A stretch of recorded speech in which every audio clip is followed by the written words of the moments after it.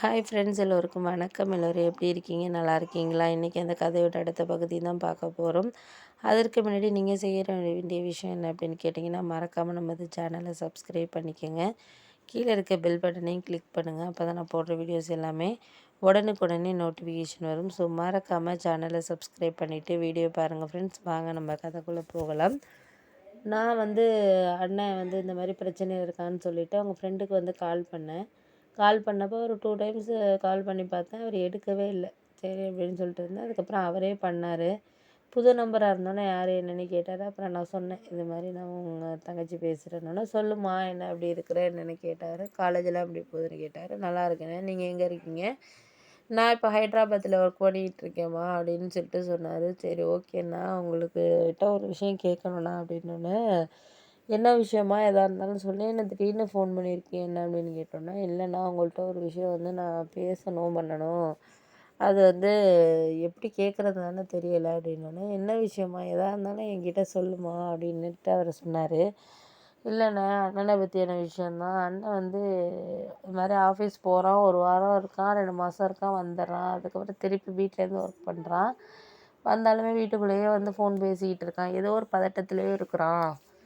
நாங்களும் எவ்வளோ பேசி பார்த்துட்டோம், பண்ணி பார்த்துட்டோம். எதுவுமே சொல்ல மாட்டேங்கிறான் எங்ககிட்ட. ஏதாச்சும் சொன்னா தானே எங்களுக்கு தெரியும்ல என்ன விஷயம் என்னன்னு சொல்லிட்டு. சொன்னா தானே எனக்கு தெரியும். எதுவுமே சொல்ல மாட்டேங்கிறான். அம்மாவும் கேட்டு பார்த்துட்டாங்க, நானும் கேட்டு பார்த்துட்டேன்.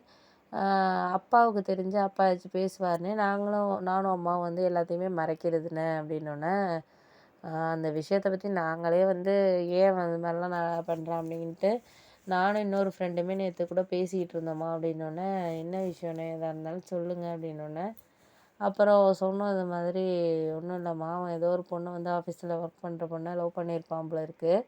அந்த பொண்ணோட அப்பா கொஞ்சம் இங்கே வயசான ஆளாக இருப்பார் போல இருக்குது. அப்படி இருக்கிறனால அவர் கொஞ்சம் இங்கே கொஞ்சம் எப்படி சொல்கிறது, இங்கே லோக்கல் இதில் உள்ள ஆளுங்களெல்லாம் எல்லாரையுமே தெரிஞ்சிருக்கும் போல இருக்குது. அப்படி இருக்கிறதுனால இந்த பொண்ணை லவ் பண்ணிட்டு அழைச்சிட்டு அங்கே இங்கேலாம் போயிருப்பான் போல இருக்குது. அதை அவங்க ஏரியாவில் இருக்க பசங்க பார்த்துட்டு இதை போய் சொல்லியிருப்பாங்க போல இருக்குது. கூப்பிட்டு இவனை கண்டிச்சிருப்பாங்க போல இருக்குது. ஒரு 2 மாதம் ஒழுங்காக அதுக்கப்புறம் பேசிக்காமல் இருந்தாங்களாம்.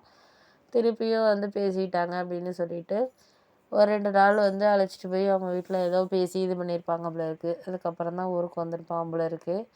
இப்போயும் ஏதோ மறுபடியும் பிரச்சனை அப்படின்னு சொன்னான். நான் சொன்னேன், ஒன்று அந்த பொண்ணுக்கு விருப்பம் இருந்தால் நீ அழைச்சிட்டு இங்கே வச்சு ரிஜிஸ்டர் மேரேஜ் பண்ணிக்கோ, அவ்வளோதான் நான் சொல்லுவேன் அப்படின்னு சொல்லிட்டு நான் சொல்லிட்டேன்.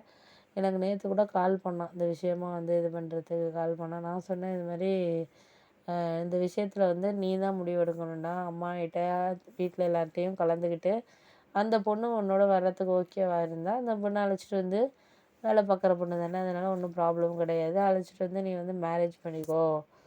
மேரேஜ் பண்ணிவிட்டு லைஃப்பை ஸ்டார்ட் பண்ணுங்கள். அதுக்கப்புறம் அவங்க அம்மா அப்பாவாக இருக்கட்டும், யாராக இருந்தாலும் அதுக்கப்புறம் அவங்களாவே வருவாங்க. நீ போகணுங்கிறதே கட்டாயம் கிடையாது. நீ எதுக்கு தேவையில்லாமல் இங்கே இருந்துக்கிட்டு அந்த பொண்ணை ஒன்றும் பார்க்காம இருக்கணும், இது பண்ணாமல் இருக்கணும். திருப்பி அந்த பொண்ணை போய் பார்த்தோன்னா பிரச்சனை தான் வரும். ஃபோன் பேசினேன்னா அவங்க வீட்டில் இருக்கவங்க சும்மா இருப்பாங்களா சொல்லு? தெரிஞ்சே இது பண்ணுவாங்களா? யாராக இருந்தாலும் இப்போ நம்ம வீட்லேயே இருந்தாலுமே நம்மளே கோவப்பட மாட்டோமாடா அப்படின்லாம் சொல்லி நான் அட்வைஸ் பண்ணேம்மா அப்படின்னோடனே, சரிண்ணே நாங்கள் பார்த்துக்குறோம், ரொம்ப தேங்க்ஸ்ண்ணே. நான் நீங்கள் கேட்டது எது விஷயமோ எதுவும் சொல்லிக்காங்கண்ணே, நாளைக்கு வரேன்னு சொல்லியிருக்கான். என்னென்னாங்க கேட்டுக்கிட்டு நாங்கள் ஃபோன் பண்ணுறோண்ணே உங்களுக்கு அப்படின்ட்டு சொன்னேன். ஆமாம்மா, நாளைக்கு தான் வரேன்னு சொன்னான். என்கிட்டேயும் சொன்னான், நாளைக்கு தான் கிளம்பி வர போகிறேன் அப்படின்னோடனே, நான் கூட பேசினேம்மா, அது மாதிரி வேலை பார்த்தா ஒழுங்காக வேலை பார்க்கணும், வேலை கிடைக்கிறதே கஷ்டமாக இருக்குது.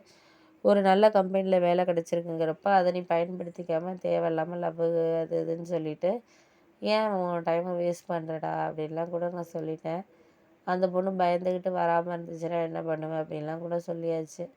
அதெல்லாம் வருவா, எனக்காக வருவா அப்படி இப்படின்னு சொல்லிட்டு பேசுனான். இப்போதைக்கு அந்த லவ்வுங்கிற ஒரு விஷயத்தில் இருக்கிறதுனால அதை அவன் ஒரு எந்த விஷயமாகவே நினைக்கிறாம்மா, லைஃபாகவே நினச்சிட்டான்.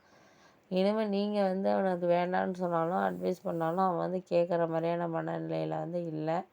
அதனால் முடிஞ்ச வரைக்கும் நீங்கள் என்ன பண்ணுறீங்கன்னா, அந்த பொண்ணை பேசி ஏதாச்சும் சேர்த்து வைக்கிறதுக்கு பாருங்கள்.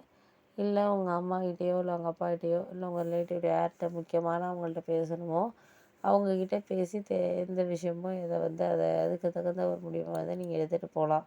இல்லைன்னா தேவையான விஷயத்தில் முடிவெடுக்கலைன்னா அவனுக்கு தான் அது பாதிப்பு. அந்த பொண்ணோட அப்பாவ என்னாச்சும் பண்ணாங்கன்னா என்ன பண்ணுறதும்மா அப்படின்னோடனே, சரிண்ணே நீங்கள் ஃபோன் வைங்க நான் பார்த்துக்கிறேன் அப்படின்ட்டு வச்சுருச்சு.